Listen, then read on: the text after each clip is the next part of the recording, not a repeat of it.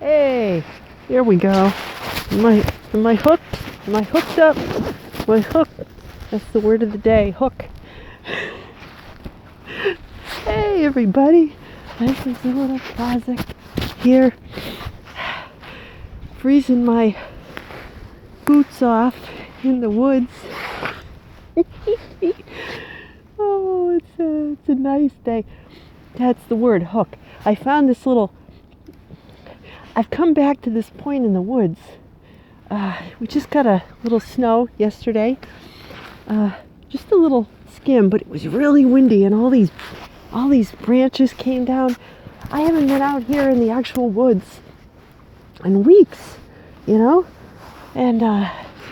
it's so nice to get back out here because the hook has brought me back. Like I said, this tree branch, it's a nice place to hang my little bag that I schlep all my stuff out here in, and I can lean my camera tripod against this little, it's like a little branch, a little V, and this little tree is still here and it's helping me out. So see, nature, if you're paying attention and you're in the zone, the hook brings you back. See what happened there? Blues Traveler, that's the song of the day. I'm starting out. Zazoo Plazz report, February 20th, 2022, 2202022. Both ways, 2202022. It's a palindrome, right? Wow. And then Tuesday it's going to be 2222022. I can't wait. There's like this big astrology documentary I'm going to watch. It's all about, and I hope that they bring up the Uranus-Pluto conjunction of the mid-60s, because that is, if they're just trying to get people interested in astrology who are beginners, that's great. I have no problem with that. And I can discover some new astrologers that I didn't know were around that are kind of cool. But what I really want, Zazoo Plazz report, by the way, Sunday, I'm back. I gotta say this, I really hope that they touch upon those of us Gen Xers who were born in the, mid-60s, 65 to 67 or 8 kind of range, because there was a period where the planets Uranus and Pluto were conjunct and opposed to Saturn, and I think it's our time. It's starting to be our time. We have some special skills, and that are. I feel like we're getting some love now. Our little subset of a generation. I feel like we're getting a little love, based on the Super Bowl, some commercials. Our kids are really into like 90s stuff. And so I was running on the treadmill and I switched over to another program because the one music program I was listening to, that my free premium trial ended. And like every song is telling me to like pay money, and I'm like, okay, I'm out of here. So then the other one, like every other song there's a freaking commercial, but so anyway, that's where I am. Is it any wonder our kids are like, do you have CDs, Mom, Dad? They're bringing out the records, they're bringing out the CDs because they're tired of it. They're tired of all this charging stuff, So, but the song that stuck in my head, the song that woke me up this morning was Hook. John Popper, he's the guy, the lead singer of Blues Traveler, who was on their album 4 from 1994, which is the year I met my husband. In 95, I think it was on the charts. Hook, it's called. Brilliant. It's the guy with the the harmonica.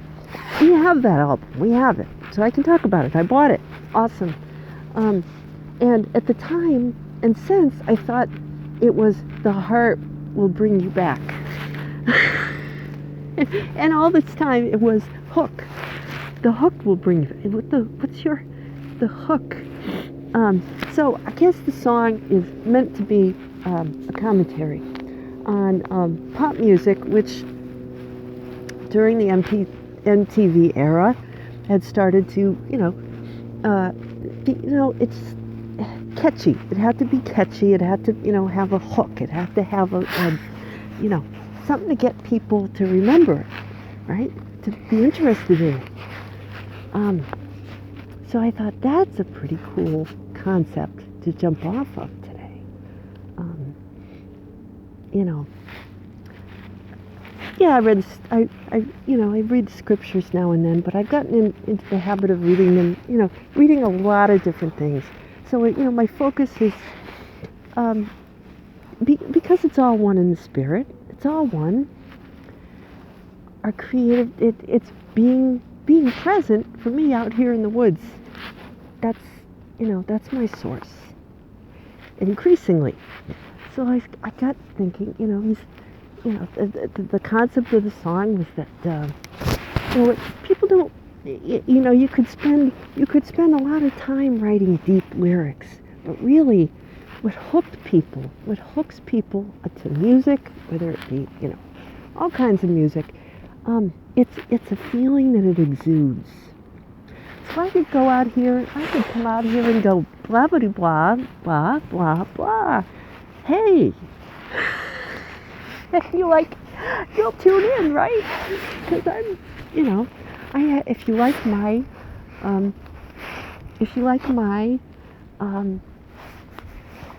well, the way I talk, the way I just present things, the way I wave my hands around, in his case, the way, he plays the harmonica, it doesn't really matter. And, and I can go on saying the heart to me, I'll probably hear the song next time and know intellectually that he's saying hook. But for me, the hook is heart. That's the words that to my heart's ear I heard, right? And I think that's what he's kind of getting at is, if you're watching a video, say it's, Robert Palmer, Simply Irresistible, and he's got the models, the models that are pretending to play guitar that don't know how to play guitar.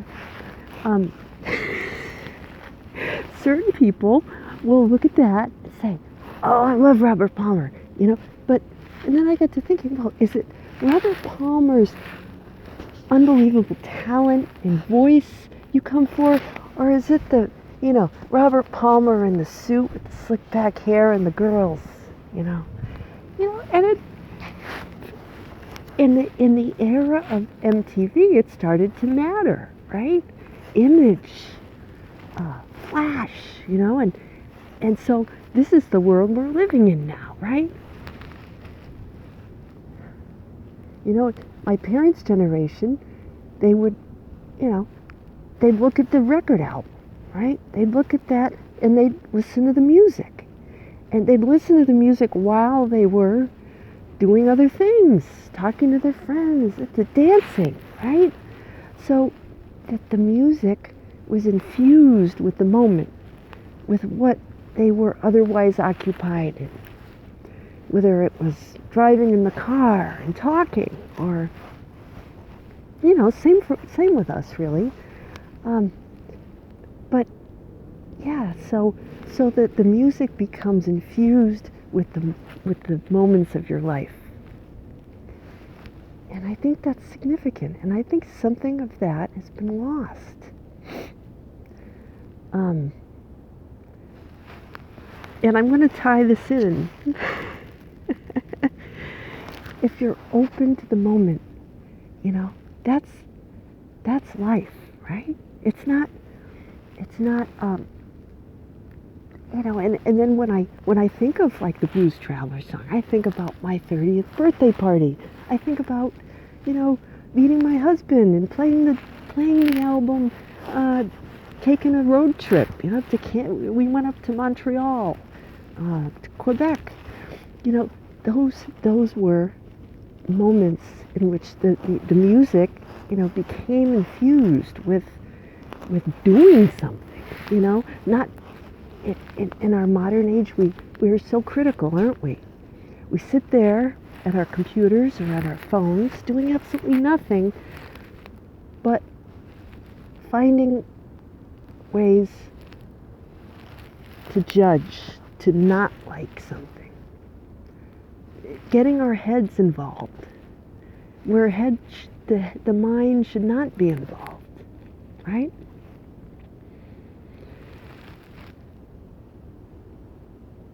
Yeah, I think that's it. So this week, and it's usually something that like triggers me, that gets me riled up, and that's where the realizations come in. So, okay, so I was scanning some things. I've embarked on this big decluttering mission, and I've got my scanner set up, and I'm going through these old papers and like financial papers and things, and I'm getting rid of the paper. I'm keeping the scanned copy for future stories, and just to prove that I had some of my adventures that I had, because I might not remember.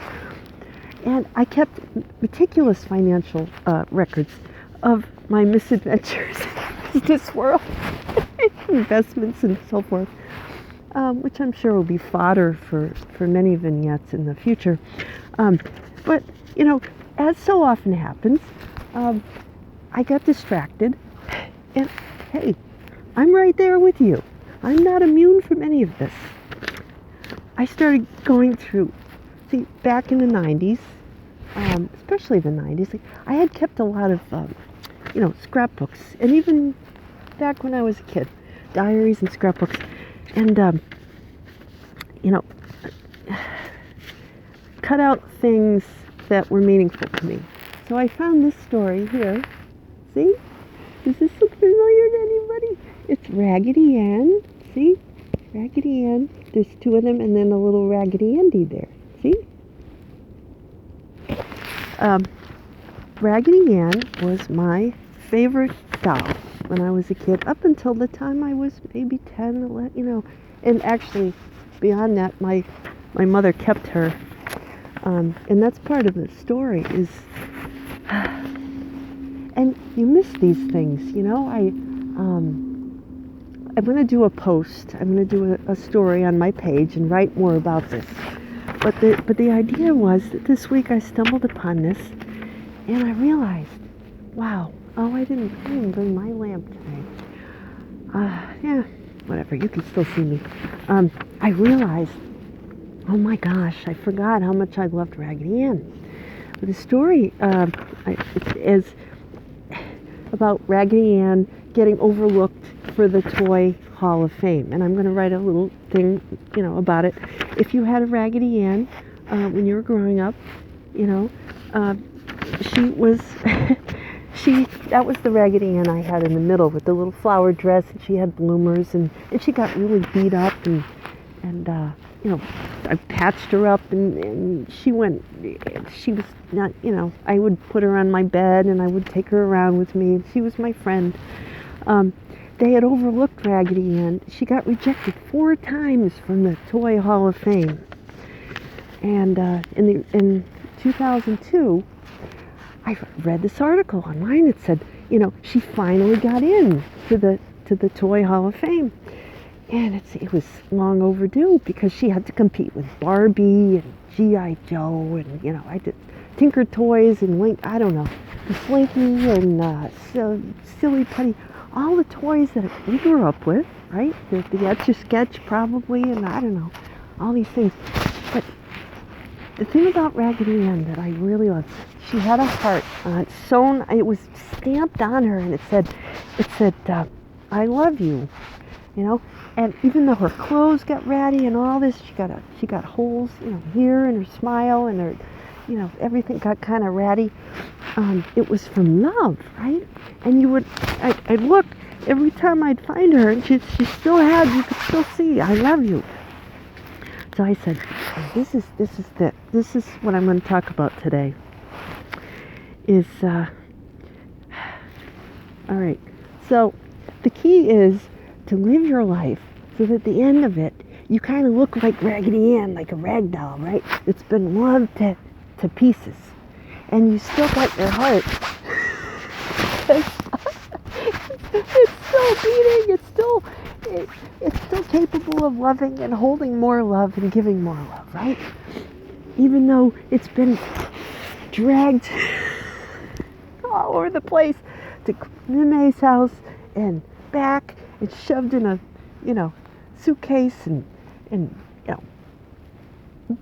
well, in my case, I used to hang her from the clothesline in the backyard and take pictures of her and put her on the front step. My Raggedy saw, she was a very active, outdoorsy Raggedy Ann. She didn't just sit around. So that's kind of like me, I kind of feel like, she's my hero. I hope at the end of my life, even if I look a little raggedy, I still, in my heart, I'm still smiling. And when people hear about me or they read my stories, they'll get, a little tug on the heartstrings like I do when I think about Raggedy Ann. It's sentimental and little teared up when they think of all the fun times we had together. That's my ideal. To live my life like Raggedy Ann. And she had the glittery black eyes and the curly red hair and stuff. My mom bought the boys when they were young, little Raggedy Andies, but they were never into them, like I was. My younger son had this bear called Sam. I'm gonna write about Sam. But Sam, oh my goodness, Sam was like, my Raggedy Ann was Venus, and Sam was like Mars, Sam ended up on the roof of the garage one time.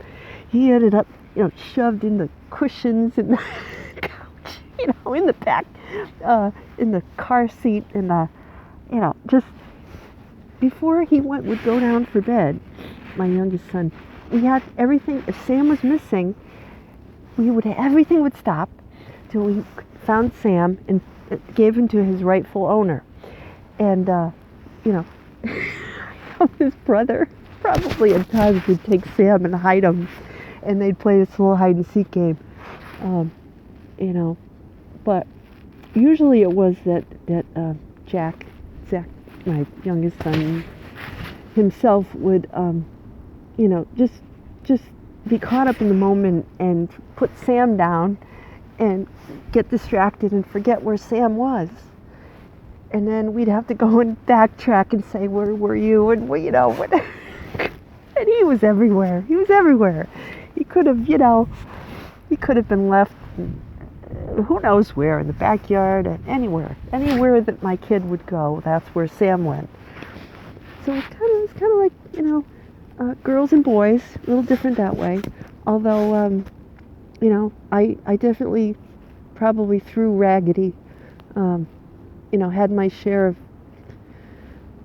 distractions and tantrums, and although not too often. More often I'd get distracted by a book maybe. But I'd put her with, my other things. I had a Humpty Dumpty, I had a bunch of other stuff, and I'd line them up and I'd talk, I'd put on shows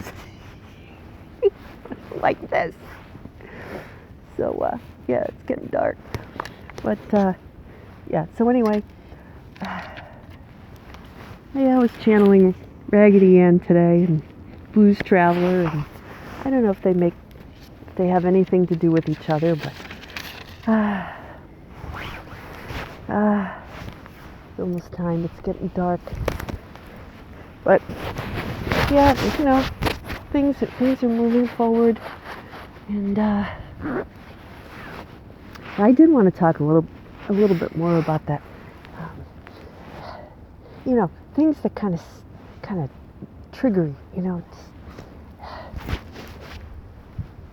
But I guess it's getting dark now.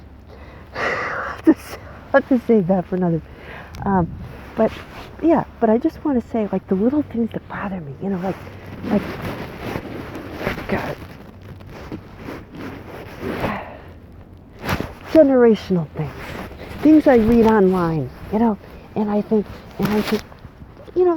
that's one person's view of that. Those are the kind of things that really get me going. I read an article where someone is generalizing about Generation X, and that we were all this and we were all that, and I want to create something that is uniquely me, because I feel like it's time. I think it's time for all of us to embrace, what's your hook? And it can be the things that make you angry. Those are the things that you have to take to your own board of directors, so to speak. Bring back to the heart. Bring it back to the heart and see what comes up. Because the heart will bring you back. The hook. The heart. Take it into counsel. Pretend, just what is it about that really makes me mad, makes me burn, and just. And there, my friend, you will find your greatest opportunity. And I offer that to you this week, that you stay tuned in to, where do you put your energy? Where do you put that love? Where do you put your precious time? And that's what your life becomes.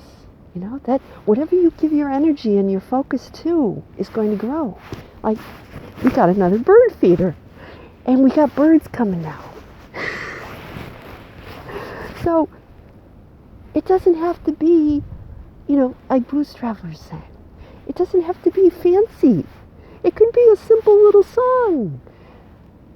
But that's the beauty of it. In its simplicity, it's genius, right? Watching the birds come to my bird feeder, that's a worthy distraction. So that's a hook right there. That's birds going with a bird feeder.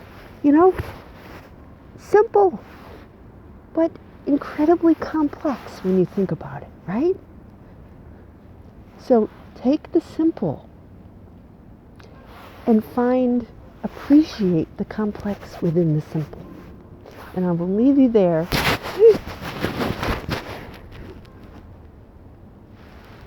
I think the geese are back. I'm going to go back and warm up and listen to some more Blues Traveler. Maybe have a cup of tea. And plans are progressing for the new laundry room. Yay! We got new cabinets. We're ordering a washing machine. My husband did all the research. And I think we're moving. Cranking. Moving ahead. So until next week, Zazoo Plazz, signing out. Hope you have a wonderful week, and stay warm, and wishing you lots of love, lots of laughs, and lots of light. Bye-bye.